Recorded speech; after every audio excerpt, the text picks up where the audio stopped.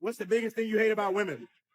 The biggest thing I hate about women is that, you know, that one Billie Eilish quote, she said, You give an ugly guy a chance, he thinks he rules the world. That's it right there. Okay. You look at that statement, you see how invalid that is. As a young man coming up, you see how they're just trying to put you down, okay? Now, if the roles were reversed, this would be a cancelable offense for us. Minimum height. 6 feet. Yeah, that's where they get you. Would you exclude obesity? Absolutely. Minimum income. So I'm going to say at least 200. 200 grand? You can be 30 years Oh old and my make 200. goodness. Take a guess at what percentage of men fit this 2%. criteria?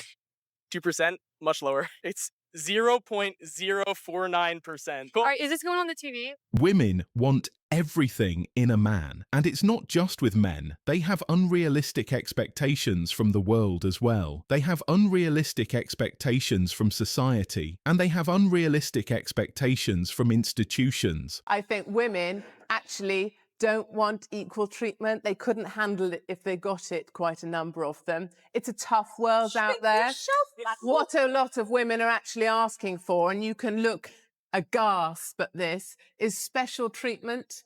If you look at all female shortlists for positions, is that equal treatment or is that special treatment? I think what women need to realise is that you have to toughen up. We can't ask for equal pay. You have to be paid on performance and you have to be paid for the results you deliver. It's a tough world out there. And I don't think Karen Brady and others are doing us any favours by putting this sort of debate out there. I think we have to just compete in what is a tough world. And I think we need to keep that. We need to look after it. Do we want a world that's completely void of colour? Do we want everything to be magnolia? No, we don't. Modern women, and especially solo mothers, won't even acknowledge or respond when you start criticising them for their stereotypical behaviour and actions when you're with them. I please my man in every way. If he's at the dentist, I make him nut. If he's at J. Crew returning a sweater, he's nutting. If he's trying on another sweater, he's getting a nut. If he exchanged that old sweater for the new sweater, he's nutting. It's like trail mix because his day mostly contains nuts and his balls look like raisins. If he's at his aunt's funeral, he's getting 2 nuts. One at the open casket, one when they're lowering her into the grave. While he's nutting, I'm thinking about the next nut. I'm like a squirrel. I'm planting nuts all over this place. If he's at Target picking out curtains, I'm like, come on, babe, you're getting a nut. At the end of the day, I roll his gut like a tube of toothpaste to make sure there's no nuts left. Wow. He's at our kid's parent-teacher conference, he's getting a nut. I'll make him nut while he's nutting. That's the secret. I make my man nut 27 times a day. A woman of gold. She is trying to express that she is willing to please him as much as she needs to, even to the point of initiating it before he does. That's a solid woman right there. You know why a lot of men laugh at women and treat us like we're idiots? They're dicks. Okay, no, they're not dicks. Majority of men have to deal with women like this. I'm sorry with disrespect, but if majority of men today have to choose to have the mother of their children, to build a life with you, to build a career with you, that you both can build something together for the future, to have a life with you, and you need to deal with somebody that have so many mental issues and so many body count, why would they do it? They'd rather be alone. I can't hear this bullshit, and I'll tell you why. You're a mother to children. You're sitting here in the podcast saying, I'm a baby girl, I'm a slave. I don't want to hear this shit because literally you disrespecting your kids. You are a mother before you are for yourself. You are a mother before you're something in this world, before your career. It doesn't matter because as soon as you have the baby, you're not living for yourself. You're living for the baby, not for yourself.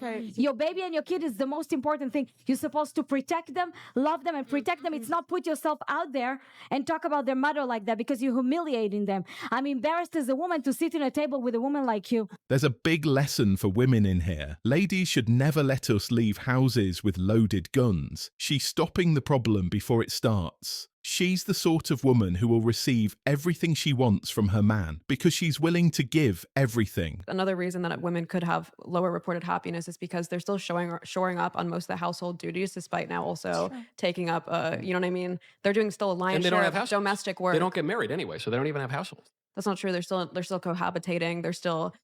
Yeah, even within marriage. I agree. Cohabitation makes women unhappy too. Yeah. I mean, even within marriage now, you don't think there's a ton of marriages in which women are also working and then also shoring up a lion's share of the household duties. Yeah. And that's why they're unhappy because now they're being burdened in 2 directions. Yeah, sure. But so what's the solution to that? I think the solution. I think the normal solution is men showing up more on domestic duties, but they won't because of freaking tradcons and neocons who are telling them that it's gay and beta if they do these certain tasks. It is gay and beta most of the time. I agree. And I also think that's why men are suffering. Men are wary of women hitting the wall. But you know what? Over time, men grew wary, and men are not approaching women who are hitting the wall anymore. And even if they are not committing to them because they know the inside story of these older women.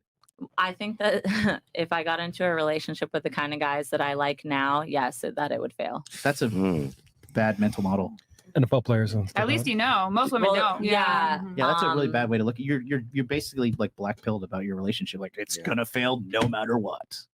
That's not really what I said. I'm though. like, it's the certain type of guys I guess I interact with now. I feel that I'm growing out of it because of things I've been through. Do you regret choosing those men as men you took serious? I don't. I They brought can't. no value. You said they brought no value. So I genuinely, as a person, cannot hold hate in my heart. I don't hold a grudge. I can't be mad. So when you ask that, no, I still have love for those people. I think every decision is a good decision and leads you on the path to where you need to be. In order to get the guys they really wanted all to themselves, these women made the decision to put secure men on the back foot. However, this didn't work out as planned because casual dating culture, as we know it, was born as soon as social media and dating apps became widely used, marking the start of the slow demise of dating in relationships. I know a lot of LA girls who get crazy things monthly from their boyfriends, husbands, or whatever. They don't do anything but sit on the side of their man and be pretty. So I'm going to say from that end of the spectrum, those men are just looking for a pretty face to walk around in a business meeting. But someone who maybe wants a balance of that or different, they want a woman who not only takes care of herself, but it's going to be add value to his life in a way that he can be comfortable in the home and like come back to the home and be peaceful. That's what you think the value is? So if we were to say, for instance, one of these women that you're talking about, who is a trophy for one of these men in LA, what's the difference between her and a prostitute exactly? I think ownership.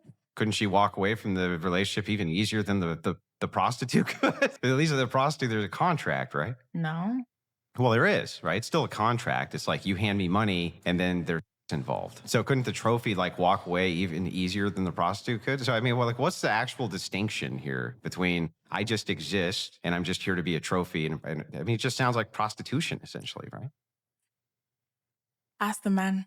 Hey, ladies, if you didn't know this already, here's exactly the type of woman he won't marry. Number one, a woman that puts her man on lockdown, a woman that's texting and contacting her man anytime he's out. If he's playing golf, if he's on video games, whatever he's doing, you're constantly asking him what he's doing and when he's going to get done doing it. You're up his ass, and men hate that. Number two, you're bitter and you're not happy and you complain about everything. A man likes you to wear a smile on your face. Number three, a woman that's too materialistic. You have to understand that even if you're with a man who has a provider mindset, if you constantly care about everything being designer and you're always looking at your friends and seeing what you don't have and what they have, that will make him sick to his stomach and he won't want to marry you. And finally, number four, the party girl. Remember, a guy wants you to have a good time, but if he's thinking about marrying you, he's actually thinking about what type of wife you'll be, what type of mother you'll be.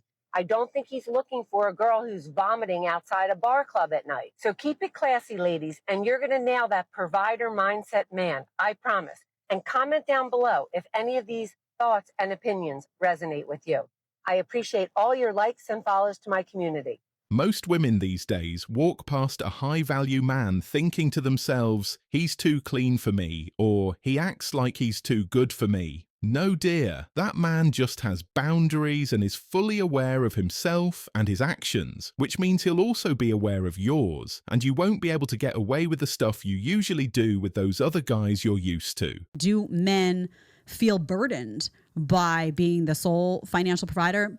No, they don't. They consider it their job, They consider it their responsibility. They consider it their duty. They consider that they were built for that. They feel immense gratification when they are able to fulfill that. And by the way, men feel very small when they are unable to do that, which is why when men wind up in a situation sometimes where they're in a situation where the woman is making more money and paying more of the bills and stuff, the reason guys feel uncomfortable in that structure is because they feel like they're not doing enough. Like, I'm supposed to be able to carry this load. I want to be able to carry this load. That's right. Men consider it their responsibility to provide for their families. And no, they don't feel burdened to earn a living for the family. In fact, it's the only thing that keeps them going. And it's the only thing that gives them a grand purpose for life. When it comes to dating, what would you say is like your minimum age for a guy that you're dating? Like maybe 2 years younger, like still like 21. And maximum? I guess if someone was like 36 and asked me out, like I would potentially say yes. Would you date someone that's married? No. Do you have a preference in terms of race? No. Do you have a preference in terms of height? Well, I'm 5'6", I think. Maybe like 5'3" minimum. If I like a person, like their height's kind of like not really the most important part. Would you date someone that is obese? No, because we probably wouldn't be compatible. Minimum income? I don't really care. So would you date someone that's making I have a 20K? job, so yeah.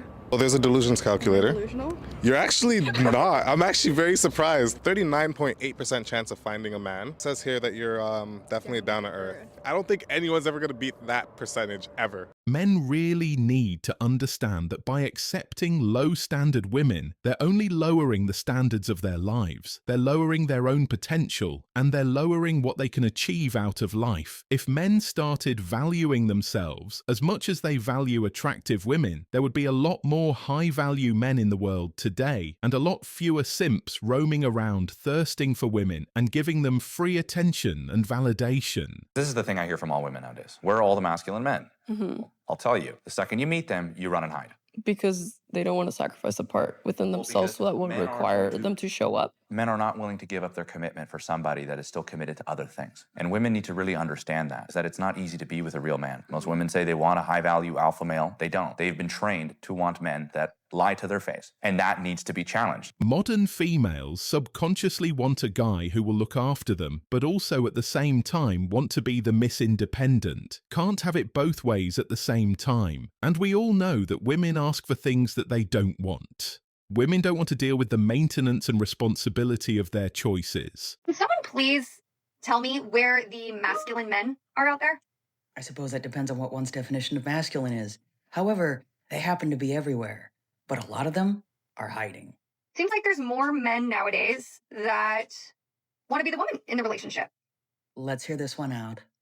What happened to the chivalrous man? They're far and few between. Modern feminism happened, convincing men that they suffered from toxic masculinity and that women can do everything on their own so they don't need men to act in a chivalrous manner. If you are them, where do we find you? They've been out there the whole time, but frankly, a lot of them are avoiding contact with a lot of women because they never know which ones are going to yell at them for holding open a door. It's not at the local Home Depot. I've seen that trend. Like, oh, go find your man at Home Depot. No, the guy that's there on a Saturday morning is there because his wife sent him there to get the shit to work on a project. Okay. Maybe I can find you at Costco in the meat market. Meat market, huh? Yeah, I'm not touching that one. But literally, what happened to the masculine men? Where do I find you? Where do women in general find you? And when did men become such little dusty boys? All right, rant over. Honestly, women have no one but themselves to blame for this in modern feminism because they constantly demanded that men change their ways and stop being so toxically masculine, and this is the result. So, again, be careful what one asks for, because you just might get it. Most men are working, and when we are not working, we are training. And those are generally female-free environments. Once you set down any boundaries or explain that they have to behave a certain way, most of them run right back to the streets because they can't handle being held accountable like an adult. Thanks for watching The Circle of Kings. As always, we're looking forward to your support, so please hit the like button, share this video with your friends, and subscribe to the channel to stay updated with everything all kings like yourself need to know.